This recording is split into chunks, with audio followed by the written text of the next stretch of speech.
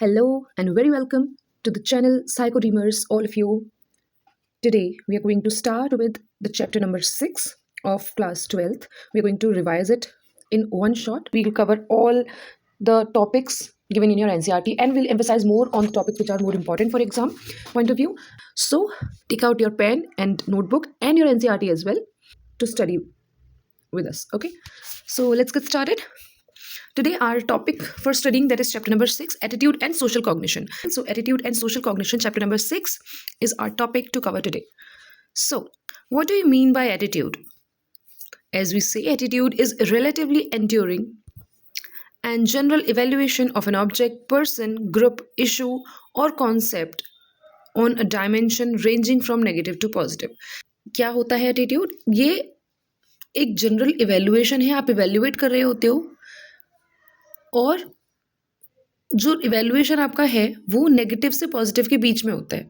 इतना समझना है बस. स्टार्टिंग के 2 words 3 words relatively endearing and general evaluation है और ये रेंज करता है फ्रॉम नेगेटिव टू पॉजिटिव. अब ये जो इवेल्युएशन है वो किस किस का हो सकता है? ये इवेल्युएशन किसी ऑब्जेक्ट का हो सकता है, किसी पर्सन का हो सकता है, किसी ग्रुप का हो सकता है, इशू का हो सकता है, कॉन्सेप्ट का हो सकता है और किस डायमेंशन पे होता है? Negative to positive. तो बस इतना याद रखना है आपको कि दिस इज एन इवेल्युएशन. किस किस का इवेल्युएशन है वो बीच की 2 लाइन में आ जाता है. What are the components of attitude? These are affective, behavioral and cognitive components. As you all know, your NCRT has given this. So A, B, C are the components. You can not forget. आप बिल्कुल भी इस चीज़ को भूल नहीं सकते हो. This is very important for you to remember. इस तरह के क्वेश्चंस आते हैं, आपको पूछते हैं कि विच component of attitude is shown by this person. आपको कुछ सिनेरियो दे देंगे, सिचुएशन दे देंगे और आपको बोलेंगे फिर कि अब इसमें बताओ कि कौन सा वाला कंपोनेंट है एटीट्यूड का, इस इंसान जो शो कर रहा है ये इंसान. तो आपको ये पता होना और ये याद रखना बहुत ज़रूरी है कि क्या कंपोनेंट्स होते हैं एटीट्यूड के. एटीट्यूड के कंपोनेंट्स होते हैं A, B एंड C. अभी हम आगे और पढ़ेंगे तो मैं आपको बताऊंगी कि कंपोनेंट के जैसा कंफ्यूजिंग एक और चीज़ हो सकती है. तो फिलहाल आपको सिर्फ इतना याद रखना है कि एटीट्यूड के कंपोनेंट्स हैं A, B, C. A is affective, B is behavioral and C is cognitive. Affective is related to emotions and feelings. Behavioral is related to what you are doing, जो आप करते हो, actions, that is behaviour. And cognitive is जो आप सोचते हो, cognition को use करते हो, अपने मेंटल प्रोसेसेस को यूज़ करते हो, जहाँ पर आप कुछ सोच रहे हो, कहीं दिमाग लगा रहे हो, दैट इज कॉग्निटिव. ठीक है. सो अफेक्टिव फील कर रहे हो, बिहेवियरल में कुछ एक्ट कर रहे हो, कुछ ना कुछ एक्शन ले रहे हो, और कॉग्निटिव में आप सोच रहे हो, कुछ दिमाग लगा रहे हो, थिंकिंग या परसेप्शन, ये सारी चीज़ें हो रही है, दैट इज कॉग्निशन. तो ये 3 कंपोनेंट्स हैं. अब ये कैसे होते हैं, हमारे एटीट्यूड कैसे बनाते हैं, ये 3 कंपोनेंट्स कैसे वो हमारा जो एटीट्यूड होता है उसमें ये 3 कंपोनेंट्स कैसे काम करते हैं, किस तरह से इनको मिलाकर हमारा एटीट्यूड बनता है, इस एग्जाम्पल के थ्रू समझते हैं. तो क्या कहता है ये एग्जाम्पल देते हैं. अफेक्टिव है कि I am scared of tigers. Behavioural है कि I will scream and run away when I see tiger. And cognitive क्या है? Because tigers can eat human beings. तो मैं जानती हूँ या मुझे पता है ये बात कि जो टाइगर्स होते हैं वो ह्यूमन बींग्स को खा लेते हैं. अब ये मेरा कॉग्निटिव कंपोनेंट है कि knowing is a cognitive component. Knowing जो प्रोसेस है this is under cognition. Thinking भी कॉग्निशन में है. सो पहला आपका कॉग्निटिव कंपोनेंट है कि आपको एक चीज़ पता है किसी चीज़ के बारे में कि टाइगर्स जो है वो इंसानों को खा लेते हैं. तो अब क्योंकि इंसानों को खा लेते हैं और आप एक इंसान हो तो आप मरना नहीं चाहते हो, वो खा लेगा तो आप मर जाओगे. इसीलिए आपका अफेक्टिव कंपोनेंट होगा कि आपको डर लगेगा टाइगर से. वो इमोशंस है, फीलिंग्स हैं. आपका फियर जो होता है, being scared is an emotion. तो आपको डर लगता है टाइगर से, this is an effective component. Next फिर आपका आता है बिहेवियरल कंपोनेंट. बिहेवियरल कंपोनेंट क्या है कि जब टाइगर आपके सामने आएगा अगर, तो आप किस तरह से बिहेव करोगे, आप कैसे एक्ट करोगे, एक्शन क्या लोगे. तो आप चिल्लाओगे और डर के भागोगे. तो भागना और चिल्लाना ये आपका बिहेवियरल कंपोनेंट होगा. तो ये 3 चीज़ें हैं जो कंपोनेंट्स ऑफ एटीट्यूड हैं. ये आपको कुछ भी हो जाए आपको याद होने चाहिए, याद रहने चाहिए. ये इंपॉर्टेंट टॉपिक है. आगे चलते हैं. अब 3 चीज़ें हैं, एटीट्यूड्स, बिलीव्स एंड वैल्यूज़. ये तीनों चीज़ें आपस में थोड़ी सी कंफ्यूजिंग लग सकती हैं, तो हमें पता होना चाहिए कि क्या है. एटीट्यूड के बारे में हम जान चुके हैं कि इवैल्यूएशन होता है एटीट्यूड. बिलीव्स क्या होते हैं? बिलीव होते हैं cognitive component of attitude. It forms the ground on which attitude stand. अब एटीट्यूड जिस पे ग्राउंड पे स्टैंड करता है, एटीट्यूड बनता कैसे है? कॉग्निटिव कंपोनेंट के बेसिस पे बनता है. हम जो चीज़ें जानते हैं, हम जो चीज़ें समझते हैं, हम जो चीज़ें सोचते हैं, उन सब चीज़ों के बेसिस पर ही तो एटीट्यूड बनता है. तो कॉग्निटिव कंपोनेंट ही है बिलीफ भी. एटीट्यूड का, जिस पे एटीट्यूड बनता है। जैसे कि हम कोई लोग मानते हैं कि हार्ड वर्क पेज ऑफ, तो वो हार्ड वर्क करेंगे, एटीट्यूड उनका फिर हार्ड वर्क के लिए पॉजिटिव होगा कि अगर कोई मेहनती इंसान है तो वो उसे देखकर उसके लिए पॉजिटिव एटीट्यूड बनाएंगे, क्योंकि वो मानते हैं कि hard work pays off. Then karma, जैसे बहुत लोग मानते हैं कि karma is real and karma comes back, आप जो करते हो वो वापस आता है, वो चीज़ें आपके साथ होती हैं, आप अच्छा करो तो अच्छा आता है, बुरा करो तो बुरा आता है। तो उसी तरह से आप बिहेवियर भी शो करोगे, राइट। तो एटीट्यूड जो है वो बनता है बिलीफ से। आगे चलते हैं, वैल्यूज़ क्या होती हैं। अब हमने ये तो देख लिया कि एटीट्यूड क्या है, बिलीव्स क्या है। अब वैल्यूज़ क्या है। वैल्यूज़ होती हैं एक शुड या ओ कॉम्पोनेंट इसमें होता है, एस्पेक्ट होता है कि ऐसा होना चाहिए, ये करना चाहिए। इसमें मॉरल और एथिकल वैल्यूज़ हो सकती हैं। फॉर एग्जाम्पल, जैसे कि किसी को लग सकता है वन शुड वर्क हार्ड। अब जिसका बिलीफ सिस्टम है कि हार्ड वर्क पेज ऑफ, जो ये मानता है कि परिश्रम करने से फल ज़रूर मिलता है, तो उस इंसान की वैल्यूज़ क्या होंगी कि हमें हार्ड वर्क करना चाहिए। चाहिए वाली जो चीज़ है वो वैल्यू में आती है कि अगर हार्ड वर्क करने से, मेहनत करने से फल मिलता है तो मुझे मेहनत करनी चाहिए, हर इंसान को मेहनत करनी चाहिए। यहाँ पर बोल रहे हैं वैल्यूज़ क्या है, persons own set of principles which they consider of great importance. Belief क्या होते हैं, एक आइडिया होता है जो कि एक्सेप्ट किया जाता है बिना फैक्ट्स के। हम उसके लिए फैक्ट्स नहीं मानते कि हमें नहीं चाहिए कि कोई दिखाए, प्रूव करे कि दिखाओ कैसे हार्ड वर्क पे ऑफ करता है। हमने बचपन से हमने सुना है, समझा है, देखा है, जाना है और हम मान चुके हैं इस चीज़ को। अब हमें कोई प्रूफ नहीं चाहिए ये चीज़ मानने के लिए, क्योंकि वो हमारे बिलीफ सिस्टम में सेट हो चुका है। Then attitude is a way of thinking और feeling with regards to something और समवन। अब आते हैं फीचर्स ऑफ एटीट्यूड पर। अब ये समझिए फीचर्स ऑफ एटीट्यूड्स जो हैं, हमने अभी पढ़ा था components of attitudes, right. Components of attitudes and features of attitudes are two different things. Do not confuse them. बिल्कुल भी नहीं। अगर फीचर्स पूछे जा रहे हैं तो आप याद रखेंगे 4 फीचर्स होते हैं एटीट्यूड के, और अगर कंपोनेंट्स पूछे जा रहे हैं यानी कि किससे मिलकर बनता है एटीट्यूड, तो कंपोनेंट्स होते हैं जिससे मिलकर बनता है एटीट्यूड, और वो क्या है 3, ABC। तो फीचर्स क्या क्या है। पहला है वैलेंस, पॉजिटिविटी, नेगेटिविटी, कि एटीट्यूड पॉजिटिव है या नेगेटिव है या न्यूट्रल है, किस तरह का एटीट्यूड है किसी चीज़ के लिए, दैट इज वैलेंस। फिर आता है एक्सट्रीमनेस, कि बहुत ज़्यादा पॉजिटिव है या बहुत नेगेटिव है, या कहाँ पर इस रेंज में कहाँ लाई कर रहा है। जो आपके स्क्रीन पर आपको दिख रही है रेंज, ये जो स्केल दिख रही है, स्पेक्ट्रम दिख रहा है, यहाँ पर कहाँ लाई कर रहा है। तो एक्सट्रीमनेस का मतलब होता है कि या तो बहुत ही नेगेटिव है, एकदम एक्सट्रीम लेफ्ट साइड में है, या फिर वेरी पॉजिटिव है, एक्सट्रीम राइट साइड में है। तो ये है एक्सट्रीमनेस कि एटीट्यूड है कहाँ पर, इस स्पेक्ट्रम में कहाँ पर है, मतलब कितना बैलेंस है उसका। फिर मल्टीप्लेक्सिटी होती है कि एटीट्यूड जो है वो सिंपल है या कॉम्प्लेक्स है। सिंपल एटीट्यूड होता है जिसमें कि एटीट्यूड सिस्टम या तो एक ही होता है, या फिर मतलब एटीट्यूड जो है या तो एक ही एटीट्यूड उसमें होता है सिंपल एटीट्यूड में, या फिर एक दो ही एटीट्यूड को मिलाकर वो एटीट्यूड सिस्टम बना होता है। और कॉम्प्लेक्स एटीट्यूड वो होता है जहाँ पर बहुत सारे एटीट्यूड्स को मिलाकर वो एटीट्यूड बनाओ। फॉर एग्जाम्पल, कॉम्प्लेक्स एटीट्यूड का एग्जाम्पल हो सकता है सपोज ब्लू कलर। अब ब्लू कलर के लिए आपका एटीट्यूड कैसा है ये कैसे डिफाइन होगा। आप सपोज करो कि आप ब्लू कलर के क्लॉथ्स आपको बहुत पसंद है, आपको कपड़े, आप पे ब्लू कलर सूट करता है तो आप ब्लू कलर के कपड़े लेना पसंद करते हो। बट फर्नीचर की जहाँ बात आएगी तो आप ब्लू कलर को प्रेफर शायद नहीं करोगे, आप बोलोगे कि नहीं ब्लू कलर का तो नहीं। अगर आपको बोला जाए लैपटॉप लेना है तो हो सकता है ब्लू कलर का ना लो। आपको अगर बेडशीट लेनी है तो हो सकता है बोलोगे ठीक है ब्लू बेडशीट मैं ले सकती हूँ, ले सकता हूँ। रूम में पेंट कराना है तो आप सोचोगे कि शायद मैं ना कराऊँ। या फिर अगर मुझे शूज़ लेने हैं तो हो सकता है कि मैं ले लूँ। तो बहुत सारे एटीट्यूड्स हैं जो कि मिलकर इस एटीट्यूड को बना रहे हैं टुवर्ड्स द कलर ब्लू। तो वो जो है यहाँ ऐसा एटीट्यूड जो है आपका वो है कॉम्प्लेक्स एटीट्यूड, जहाँ पर बहुत सारे एटीट्यूड्स को मिलाकर आपका वो एटीट्यूड बन रहा है।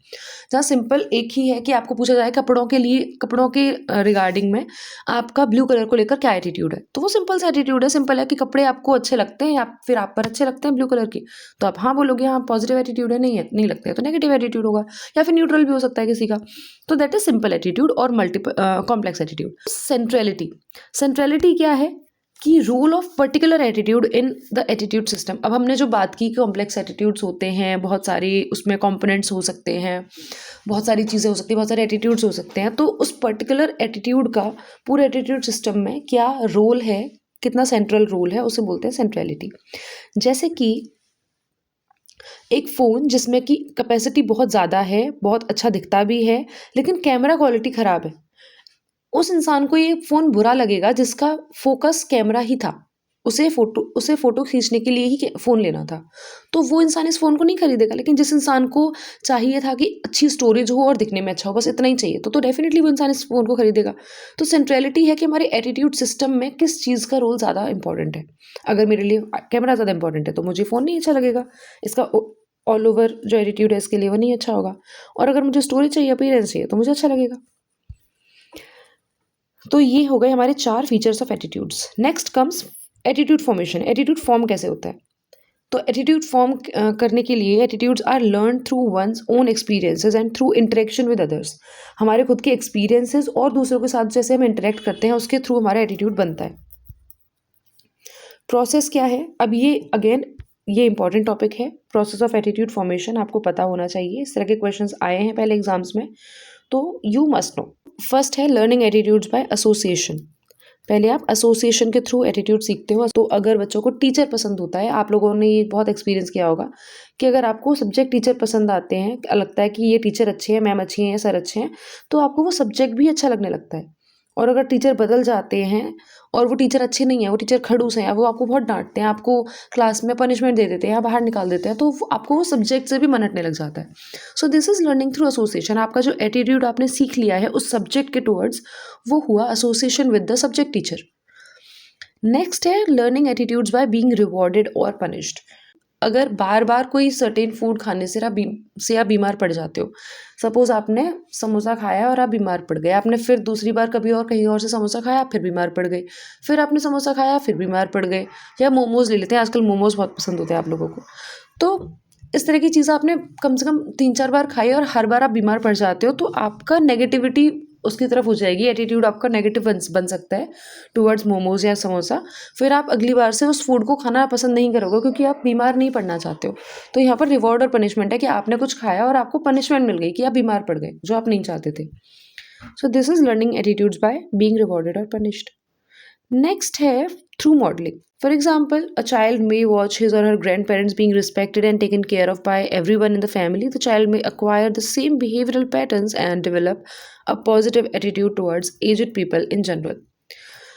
Next is learning attitudes through group or cultural norms. For example, feeding girls in Navratri. This is not related to any religion. Specifically ऐसा नहीं है कि जानबूझकर किसी religion के बारे में example रखा गया है.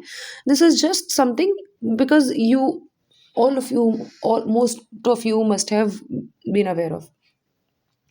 राइट। सो एटीट्यूड्स को आप ग्रुप या कल्चरल नॉर्म्स के थ्रू भी सीखते हो। जैसे कि आपके कल्चर में अगर ऐसा किया जाता है कि आप ऐसी जगह रहते हो जहाँ पर लड़कियों को खाना खिलाया जाता है किसी पर्टिकुलर ओकेजन पर, तो आप सीखते हो। और फ्यूचर में हो सकता है कि आपको अगर पैसे मिलते थे, आपको बुलाया जाता था और आपका एक्सपीरियंस अच्छा रहा है उस टाइम में, तो आप भी सीखोगे और आप भी करोगे और आपका एटीट्यूड पॉजिटिव होगा उस चीज़ की तरफ।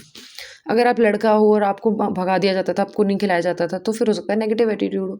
नेक्स्ट है एक्सपोजर टू इन्फॉर्मेशन। आप एक और तरीके से सीखते हो एटीट्यूड्स, वो है एक्सपोजर टू इन्फॉर्मेशन। आपके आसपास जितनी इन्फॉर्मेशन होती है उसके थ्रू आप सीखते हो, एटीट्यूड्स फॉर्म करते हो। Online campaigns about waste management can help children develop a positive attitude towards waste management. अगर आप देखोगे कि टीवी पर देख रहे हो कि ऐसा हो रहा है, टीवी पर देखते हो कि दुनिया में कितना पोल्यूशन हो रहा है, कितनी ग्लोबल वार्मिंग हो रही है, और आपको इन्फॉर्मेशन मिलती है, इस चीज़ के लिए एक्सपोजर मिलता है कि क्योंकि हम लोग इतने ज़्यादा एसी चलाते हैं, क्योंकि हम इतने ज़्यादा प्राइवेट ट्रांसपोर्ट्स यूज़ करते हैं और पब्लिक ट्रांसपोर्ट्स को यूज़ नहीं करते हैं, इतना पोल्यूशन बढ़ रहा है, तो फिर उसकी वजह से आपका एटीट्यूड जो है एनवायरनमेंट को लेकर और पोल्यूशन को लेकर बदल सकता है, और आपके फिर एक्शंस भी उसी तरह से, बिहेवियरल कंपोनेंट भी बदल सकता है।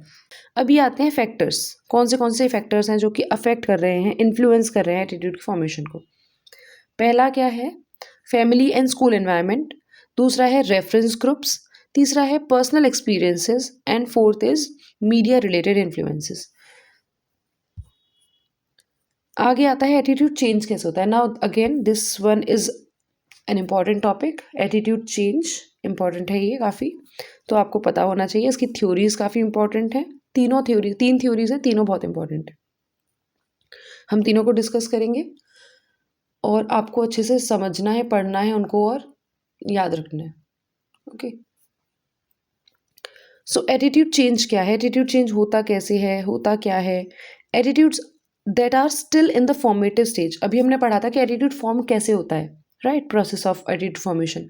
तो अब उसकी बात कर रहे हैं कि जब उस स्टेज में होता है एटीट्यूड, कि एटीट्यूड फॉर्म ही हो रहा है, अभी अभी बना नहीं है एटीट्यूड, अभी बहुत स्ट्रांग नहीं बना है एटीट्यूड, बहुत वेरी नेगेटिव या वेरी पॉजिटिव एटीट्यूड अभी बना नहीं है, अभी बन रहा है, फॉर्मेटिव स्टेज में है। उस टाइम पर वो काफ़ी ज़्यादा चांसेस होते हैं कि एटीट्यूड चेंज हो सकता है as compare to those which are already formed attitudes. जो ऑलरेडी फॉर्म्ड एटीट्यूड्स हैं और वो इतने ज़्यादा कोई इंसान मानता है कि वो उसकी वैल्यूज़ का पार्ट बन चुके हैं, उनका बदलना थोड़ा मुश्किल होता है, बहुत मुश्किल होता है। लेकिन जो फॉर्मेटिव स्टेज में है उनको बदलना कंपैरेटिवली आसान है। अब पहली थ्योरी जो है फ्रिट्ज हाइडर ने दी है एटीट्यूड चेंज की। इनका मानना है, अब इस थ्योरी को समझना एक थोड़ा सा लेंदी लेसन होता है वैसे ही समझना, बट हम क्योंकि अभी शॉर्ट में कर रहे हैं तो आप बस इतना समझो। एक ट्रायंगल इन्होंने बनाया जिसमें इन्होंने बोला कि एक इंसान है P, एक इंसान है O और एक ऑब्जेक्ट है X। अब इन दो लोगों के बीच में किस तरह का एटीट्यूड है एक दूसरे को लेकर। अगर पॉजिटिव है तो हम प्लस से डिनोट करते हैं, अगर नेगेटिव एटीट्यूड है तो हम उसे माइनस से डिनोट करते हैं, चाहे वो P और X के बीच में हो, चाहे X और O के बीच में हो, चाहे P और O के बीच में हो। ठीक है, फर्स्ट ऑफ ऑल इतना समझ लीजिए, अपनी नोटबुक में या जहाँ भी आप लिख रहे हो वहाँ लिख लो कि positive attitude is denoted with a plus sign and negative attitude is denoted with a negative minus sign. ठीक है, इन्होंने बैलेंस का कॉन्सेप्ट दिया है। इनकी जो थ्योरी है इसे balance theory of attitude change भी कहा जाता है। फ्रिट्ज हाइडर की जो थ्योरी है इसे बैलेंस थ्योरी कहा जाता है। ठीक है, इसको भी लिख लो। तो इन्होंने क्या बोला कि ट्रायंगल एक बनाते हैं और उसमें बोलते हैं कि अगर एक सिंपल आपको मैं फॉर्मूला बताती हूँ जिसके थ्रू आपका क्वेश्चन गलत नहीं होगा, और वो ये है कि अगर ट्रायंगल में 3 साइड्स होती हैं, उन 3 में से अगर नेगेटिव जो माइनस का साइन है वो इवन टाइम्स है। इवन कौन से होते हैं नंबर? 2, 4, 6, 8। अब ट्राइंगल तो 3 ही है तो इसमें या तो 0 नेगेटिव हो सकते हैं या फिर 2 नेगेटिव हो सकते हैं, तो वो इवन होगा। तो अगर 2 नेगेटिव हैं तो ट्राइंगल बैलेंस्ड है क्योंकि माइनस माइनस प्लस होते हैं। मतलब ओवरऑल जो साइन आ रहा है वो प्लस का आना चाहिए फ्रिट्ज हाइडर में, तब बैलेंस होती है वो थ्योरी। कि अगर आपके पास एक माइनस है यानी कि ऑड नंबर में है माइनस, यानी कि अगर आप टोटल मैथ्स के हिसाब से करोगे तो ओवरऑल माइनस आ जाएगा, तो वो गलत हो जाएगा। यानी कि ऑड नंबर में माइनस है तो अनबैलेंस्ड स्टेट है। अगर इवन नंबर में माइनस है यानी कि 2 माइनस है तो आपका जो स्टेट है वो बैलेंस्ड है। या फिर एक भी माइनस नहीं है, सारे प्लस हैं तो भी बैलेंस्ड स्टेट है। अब देखो 4 यहाँ पे ट्रायंगल दिख रहे हैं, चारों में देखो या तो एक भी यहाँ पे माइनस नहीं है या फिर 2 माइनस है चारों ट्रायंगल्स में, क्योंकि ये बैलेंस्ड स्टेट को दिखा रहा है, शो कर रहा है ये वाली इमेज। अब नेक्स्ट इमेज देखो ज़रा, इसमें क्या है, या तो एक माइनस आपको दिखेगा या फिर तीनों माइनस दिखेंगे। 1 is also odd and 3 is also odd. तो अगर एक माइनस है या फिर तीनों माइनस है तो वहाँ पर ये जो स्टेट होती है वो इम्बैलेंस्ड स्टेट होती है एटीट्यूड की। यानी कि 2 लोगों के बीच में एटीट्यूड, मान लो कि मैं और मेरी फ्रेंड हैं, चलो आपको ले लेते हैं, आप हो और आपकी फ्रेंड है कोई, और आप दोनों को एक मूवी देखने जाना है। अब आपको अपनी फ्रेंड बहुत पसंद है, आप हो P, आपकी फ्रेंड है X। P और X के बीच में पॉजिटिव रिलेशन है कि आपको एक अपनी फ्रेंड बहुत प्यारी है और आपकी फ्रेंड को भी आप बहुत प्यारे हो या प्यारी हो, और आपको एक मूवी देखने जाना है। कोई भी नई मूवी आई है जो भी अभी टाइम में चल रही होगी, वो समझ लो वो मूवी है, आपको बड़ा मन है कि वो मूवी मुझे देखनी है। लेकिन आपकी फ्रेंड जो है X, उसको वो नहीं देखनी, उसको वो बिल्कुल पसंद नहीं, उसका एटीट्यूड उस मूवी को लेकर नेगेटिव है, लेकिन आपका एटीट्यूड उस मूवी को लेकर पॉजिटिव है। अब ऐसे में ये जो स्टेट है, क्या लगता है, एटीट्यूड जो है आपका, जो एटीट्यूड का जो साइकिल बन रही है, आपका ट्रायंगल जो बन रहा है, वो पॉजिटिव होगा या नेगेटिव होगा, या आई मीन बैलेंस्ड होगा या इम्बैलेंस्ड होगा। आप अपनी फ्रेंड को चाहते हो, आप मूवी को भी चाहते हो, लेकिन आपकी फ्रेंड मूवी को नहीं चाहती, आपको तो चाहती है या चाहता है। तो ऐसे केस में जो सिचुएशन है वो इम्बैलेंस्ड है। या तो आपकी फ्रेंड आपको छोड़ दे या फिर मूवी देखने चल ले, या फिर आप उसको छोड़ के अकेले मूवी देखने चले जाओ। लेकिन अगर साथ में रहना है तो ये तीनों के साथ में जो स्टेट है वो बैलेंस्ड नहीं बन पा रही है, तो इम्बैलेंस्ड स्टेट है। अगर तीनों तरफ नेगेटिव साइन है तो भी इम्बैलेंस्ड है, और अगर एक तरफ नेगेटिव साइन है तो भी इम्बैलेंस्ड है। इम्बैलेंस स्टेट जब भी होगी, जब बैलेंस्ड है तब तो कोई दिक्कत नहीं है, लेकिन जैसे हमने बात की कि मूवी देखने के लिए मुझे तो जाना है लेकिन मेरी फ्रेंड को नहीं जाना है, तो या तो मुझे एटीट्यूड चेंज करना पड़ेगा उस ऑब्जेक्ट एक्स के लिए, या फिर मुझे एटीट्यूड चेंज करना पड़ेगा अपनी फ्रेंड के लिए। या तो मैं अपनी फ्रेंड को छोड़ दूँ, वहाँ नेगेटिव बना लूँ, या फिर मैं उस मूवी को देखने ना जाऊँ। एटीट्यूड हमारा इन दोनों में से एक की तरफ चेंज होना पड़ेगा, तभी बैलेंस स्टेट में आ पाएगा। अब हम नेक्स्ट थ्योरी पढ़ेंगे, cognitive dissonance by Leon Festinger. Cognitive dissonance क्या होता है? पहली बात तो डिसोनेंस का मतलब होता है डिस्कम्फर्ट, मेंटल डिस्कम्फर्ट, और कॉग्निटिव का मतलब है वही कॉग्निशन से रिलेटेड है, मेंटल से रिलेटेड है, इसलिए वो मेंटल डिस्कम्फर्ट है। Dissonance is discomfort. तो लियोन फेस्टिंजर ने कॉग्निटिव डिस्कम्फर्ट, मेंटल डिस्कम्फर्ट या कॉग्निटिव डिसोनेंस की बात की है। और ये कब आता है? जब आप जो बिलीव्स आपके जो हैं उनमें कॉन्फ्लिक्ट हो। आपके दो बिलीव्स हैं किसी एक चीज़ को लेकर, या दो चीज़ें हैं उनमें से एक को लेकर आपका बिलीव कुछ एक तरीके का है और दूसरी चीज़ के लिए दूसरी तरह का बिलीफ है। अब दोनों में कॉन्फ्लिक्ट हो रहा है कि कौन सा बिलीफ जीतेगा, तो वहाँ पर डिसोनेंस होता है, डिस्कम्फर्ट होता है। आपकी वैल्यूज़ अलग है, या फिर बिलीफ और एक बिलीफ कुछ और है और वैल्यू कुछ और है, या फिर वैल्यू कुछ और है और एटीट्यूड कुछ और है। इस तरह की चीज़ें जब होती हैं तो डिसोनेंस होता है, डिस्कम्फर्ट होता है।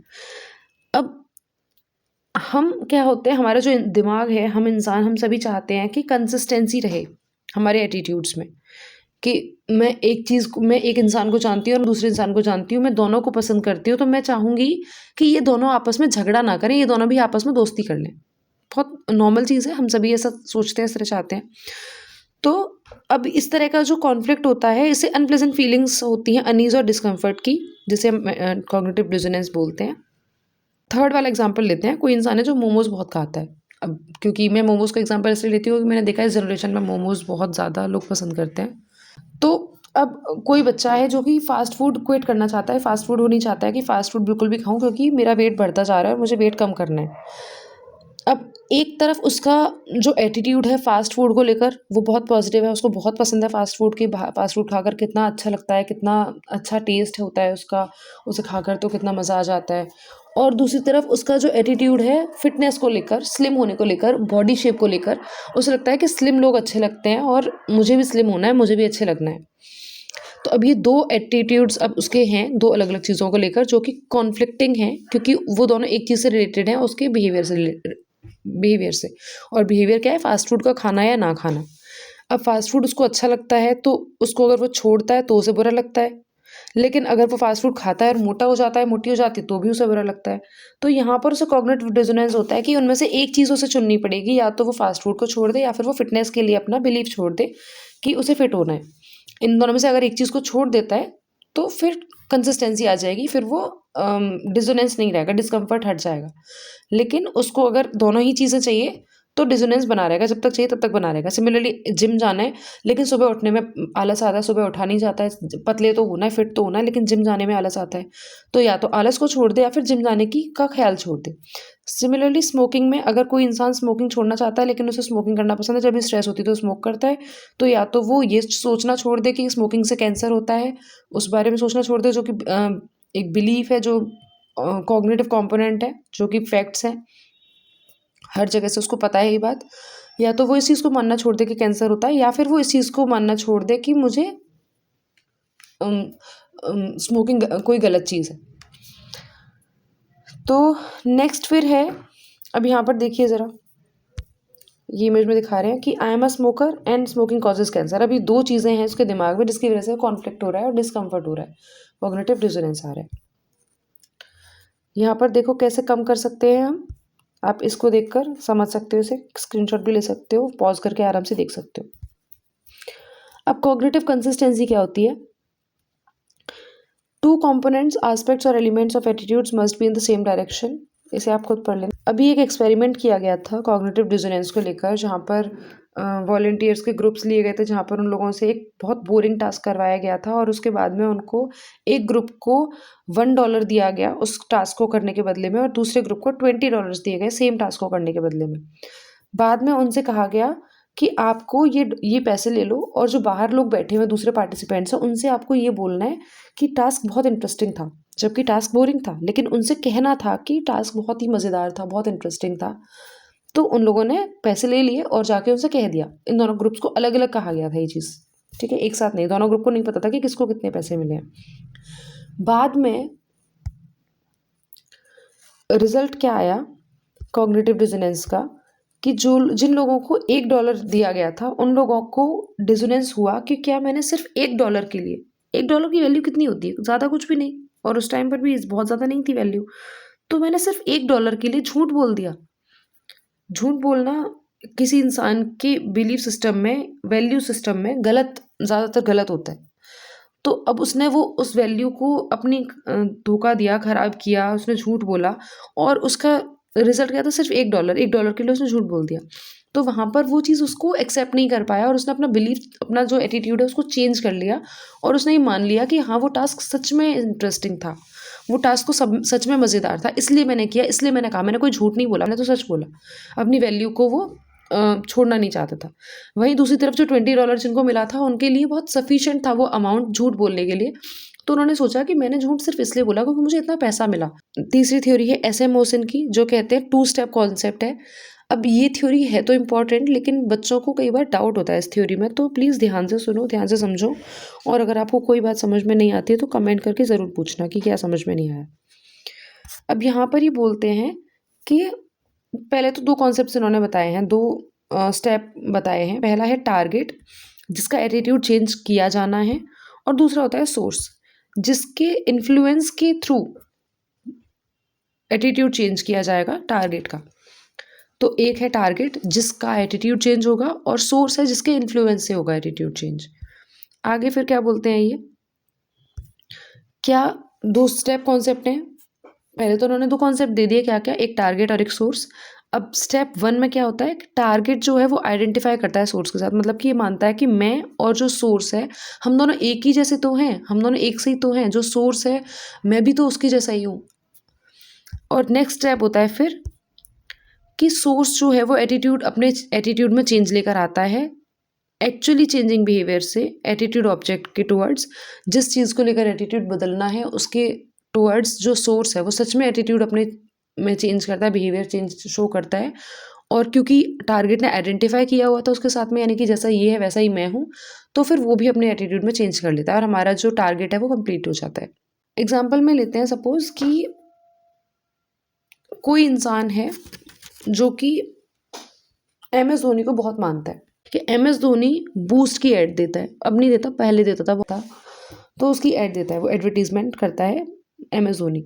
अब जो इंसान, अब यहाँ पर देखो सबसे पहले वाले स्टेप में हमारे में कि यहाँ पर टारगेट कौन है, कोई बच्चा जो कि MS धोनी को पसंद करता है, उसको अपना रोल मॉडल मानता है मे बी, और सोर्स कौन है, MS धोनी, जिसका इन्फ्लुएंस है उस बच्चे पर। अब यहाँ पर स्टेप 1 क्या है, हो चुका है स्टेप 1 कि जो टारगेट है, जो बच्चा है, वो अपने आप को MS धोनी की तरह मानता है कि मुझे भी मैं बहुत अच्छा इंसान बनूंगा, मैं भी बहुत पैसे कमाऊंगा, मैं भी क्रिकेट में अच्छा करूंगा, ऐसे करूंगा वैसे करूंगा। तो वो अपने आप को आइडेंटिफाई करता है MS धोनी के साथ में, जब भी खेलता है तो वो सोचता है मैं इस तरह से ही जैसे मारूं बॉल जैसे MS धोनी करता है।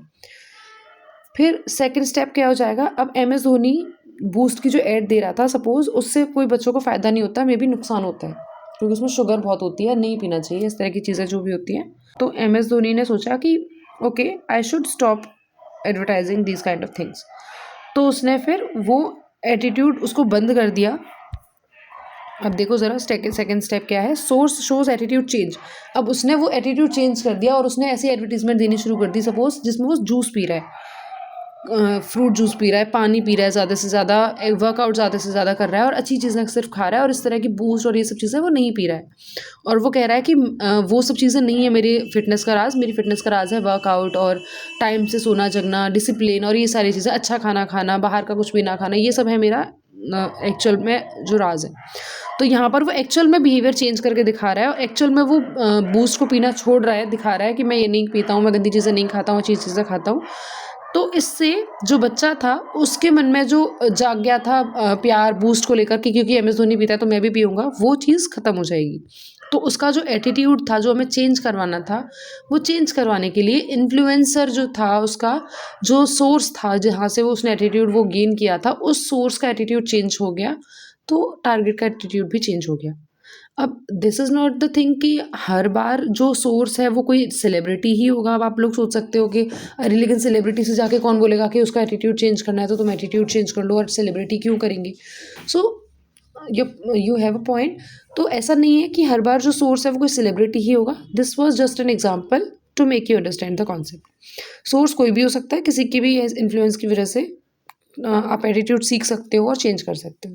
अब हम देख रहे हैं कि कौन से फैक्टर्स हैं जो कि एटीट्यूड चेंज को अफेक्ट करते हैं, इन्फ्लुएंस करते हैं।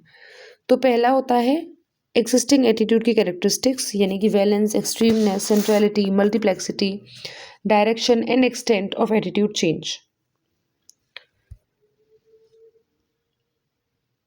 अब ये सब चीज़ें आप पढ़ सकते हो और समझ सकते हो पॉज करके। सेम डायरेक्शन में होता है तो कॉन्ग्रुएंट चेंज होता है। अगर कोई एटीट्यूड पॉजिटिव है उसको और पॉजिटिव बनाना है तो that is a congruent change. Negative है तो और negative banana is a congruent change. और अगर पॉजिटिव को नेगेटिव बनाना है, नेगेटिव को पॉजिटिव बनाना है तो इनकॉन्ग्रुएंट चेंज होता है। तो कॉन्ग्रुएंट जो है चेंजेस वो ज़्यादा आसान होते हैं, इनकॉन्ग्रुएंट चेंजेस मुश्किल होते हैं। फिर आता है सोर्स कैरेक्टरिस्टिक्स, यानी कि जहाँ से आपको जो सोर्स है उसकी क्रेडिबिलिटी क्या है और उसकी अट्रैक्टिवनेस क्या है।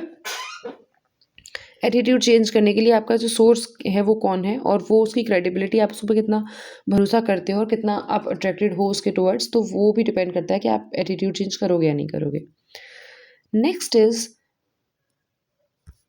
मैसेज कैरेक्टरिस्टिक्स, कि जो मैसेज है वो रैशनल अपील है क्या, या फिर वो इमोशनल अपील है, या फिर मोटिव्स क्या है उसके और मोड क्या है, किस तरह से दिया जा रहा है, ऑनलाइन दिया जा रहा है या फिर सामने से आके बोला जा रहा है आपको, दैट इज़ मोड। मोटिव्स है कि आपको किस लिए क्या उसका मोटिव है आपको बताने का, क्यों आपको बताई जा रही है वो चीज़ें और आपके लिए वो कितनी इंपॉर्टेंट हैं। देन इमोशनल अपील होती है, जैसे कि एडवर्टीजमेंट्स में जनरली दिखाते हैं कि ये माँ का भरोसा है, अच्छी माएँ अपने बच्चों को ये देती हैं, अच्छी माएँ वो करती हैं।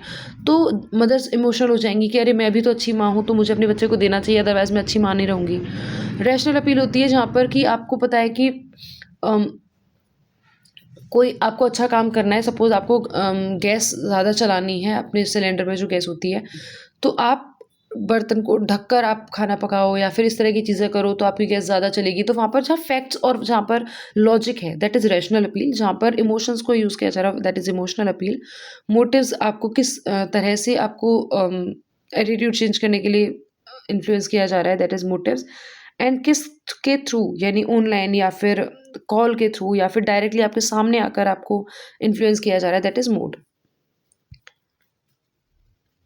आगे आता है फिर टारगेट कैरेक्टरिस्टिक्स, के जो टारगेट है यानी जिसका एटीट्यूड चेंज होना है उसकी कैरेक्टरिस्टिक्स कैसी हैं, वो कितना ज़्यादा परसुएबल है, यानी कि उसको कितनी आसानी से कन्विंस किया जा सकता है। किसी इंसान को अगर इजीली उसको बोला जाएगा कि तुम बूस्ट पी लोगे तो तुम लंबे हो जाओगे, कॉम्प्लान पी लोगे तो तुम बहुत ऐसे टॉल हो जाओगे, और वो पीने लग जाता है या फिर वो शुरू कर देता है कि नहीं हाँ ठीक है चलो चलो मैं ये लेकर आऊँगा, आज तो ये पीना शुरू करूँगा। अगले दिन कोई बोलता है कि आप अगर कॉफ़ी पीना शुरू करोगे तो आप बहुत स्मार्ट हो जाओगे, तो वो अगले दिन से कॉफ़ी पीना शुरू कर देता है। तो इस तरह की चीज़ें, या कोई बोलता है कि अगर तुम उस वाली किताब से पढ़ोगे तो तुम्हारे 100 में से 100 नंबर आ जाएंगे, तो वो उसी वाली किताब को लेकर आ जाता है भले ही उसमें सिलेबस की बहुत कम चीज़ें दी हुई हों। तो इस तरह की चीज़ें क्या होती है, परसुएबिलिटी हाई है तो ऐसे में एटीट्यूड इंसान का जल्दी चेंज हो जाता है। फिर स्ट्रॉन्ग प्रेजुडिस अगर है तो फिर एटीट्यूड किस तरह चेंज होगा, सेल्फ एस्टीम उसका कैसा है उसके हिसाब से एटीट्यूड चेंज होना या ना होना डिपेंड करेगा। उसका एटीट्यूड चेंज करना मुश्किल होगा अगर सेल्फ एस्टीम अच्छा है तो।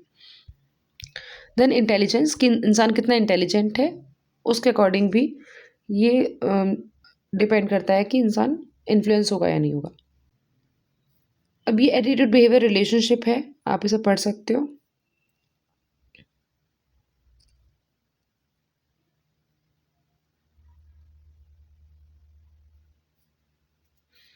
ना this one is important, in group और आउट ग्रुप। जहाँ पर जिस ग्रुप में का मैं हिस्सा हूँ, जिस ग्रुप का हिस्सा मैं खुद को मानती हूँ, वो मेरा इन ग्रुप है। मेरे ग्रुप के अलावा दूसरा जो ग्रुप है वो आउट ग्रुप है। बस इतना सा कॉन्सेप्ट है, इसमें और कुछ भी नहीं है। मैं या आप जिस ग्रुप का हिस्सा हो वो आपका इन ग्रुप होता है, और उसके अलावा जो दूसरा ग्रुप होता है, आपके ग्रुप के बाहर का जो दूसरा ग्रुप होता है, उसे आउट ग्रुप बोलते हैं। इतनी सी चीज़ है। फॉर एग्ज़ाम्पल आप साइकोलॉजी के स्टूडेंट हो, आपका कोई जो आपकी क्लास है, आपका सेक्शन होगा, सपोज़ आपका ए, बी, सी, डी जो भी सेक्शन है, सपोज़ करते हैं कि आप सी सेक्शन में थे या डी सेक्शन में थे या जिस भी सेक्शन में थे, तो उसके अलावा जो दूसरे सेक्शंस हो गए, तीनों सेक्शंस, अगर 4 सेक्शन का स्कूल था तो वो बाकी के तीनों सेक्शन आपके लिए आउट ग्रुप हो गए। आपका जो सेक्शन था वो आपका इन ग्रुप है क्योंकि आप उसका हिस्सा हो।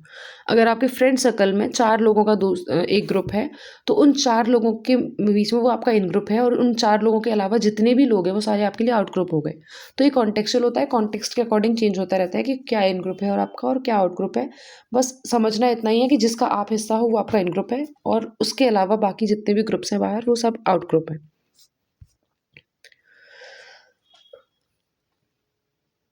अब स्टीरियोटाइप क्या होती है?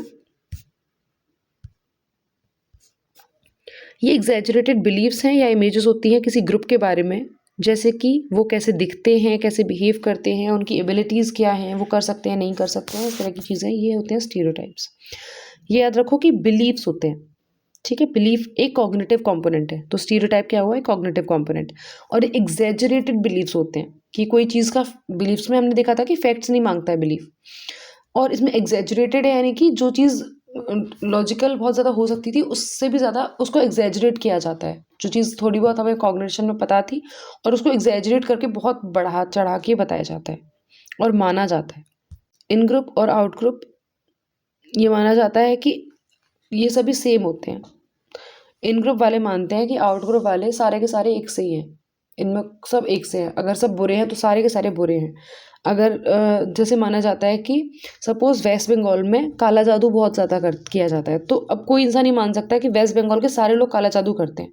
सब के सब तंत्र मंत्र करते रहते हैं हर वक्त। या फिर कहीं माना जाता है कि कोई पर्टिकुलर एक कास्ट है जो कि झूठ बहुत बोलते हैं, तो अब उस कास्ट का कोई भी इंसान मिलेगा, उसे जाने पहचाने बिना कोई इंसान ये बोल सकता है कि ये तो झूठा ही होगा, ये लोग तो झूठे होते हैं, ये सारे एक से होते हैं। तो that is they are all the same. Out group homogeneity बोलते हैं इसको। और ओवर जनरलाइजेशन कि जैसे आप कहीं गए सपोज़ और आप वहाँ पर आपकी जेब कट काट ली किसी ने। आप गए उस किसी नए शहर में और पहले ही दिन आपकी जेब कट गई। तो अब आपको लगेगा कि यहाँ इस शहर में तो सब के सब चोर हैं, सारे बुरे लोग हैं यहाँ पर। मेरा शहर अच्छा है, ये शहर बेकार है, यहाँ पर सब चोर हैं। आपने जनरलाइज़ कर दिया बहुत जल्दी और ओवर जनरलाइज़ कर दिया। और आउट ग्रुप होमोजेनिटी कि सारे के सारे जो आउट ग्रुप के लोग हैं वो सब एक से ही है, सब बुरे हैं। अब यहाँ पर ज़रा देखिए इसको।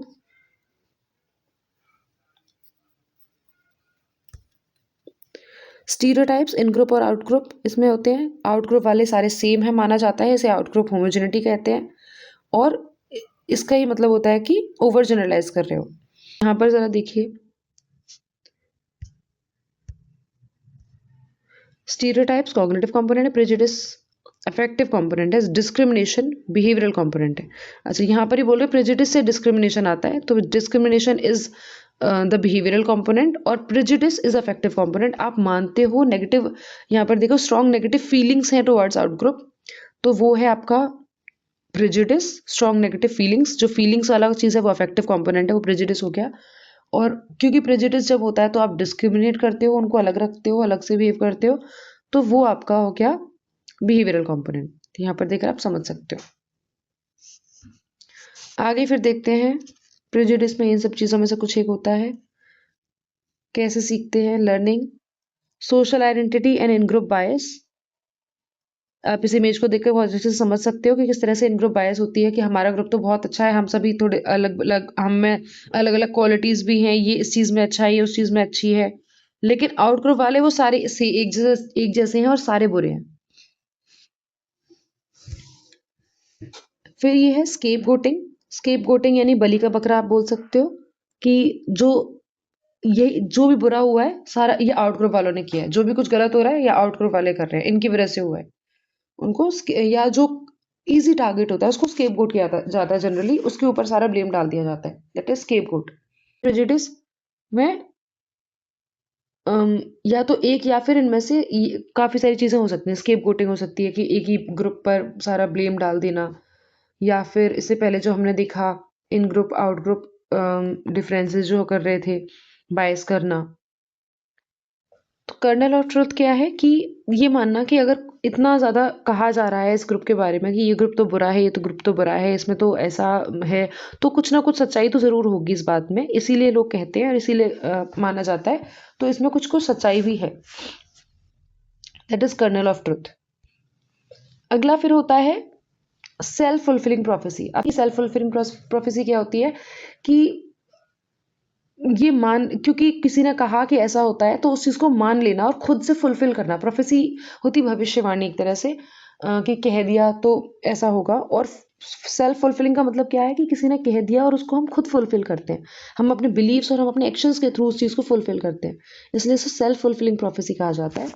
तो इसमें क्या होता है कि अगर किसी को चोर बोला जा रहा है तो उसके अंदर बिलीफ बना दिया कि तुम चोर हो, तुम चोर हो, तुम चोर हो, तो एक्सपेक्टेशंस है कि ये इंसान दिखेगा तो चोरी ही करेगा।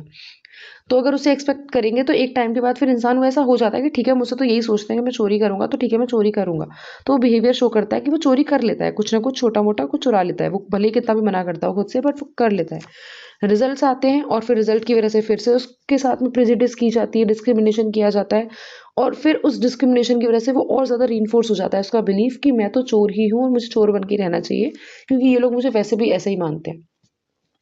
So this is self fulfilling prophecy. ऐसा ही एग्जाम में भी होता है, जब आपसे बोला जाता है कि ये बच्चा अच्छा कर लेगा तो वो बच्चा और मेहनत करता है उस बिलीफ को पूरा करने के लिए कि मैं अच्छा हूँ इसलिए तो मुझ पर भरोसा किया जा रहा है, और वो अच्छा करता है फिर।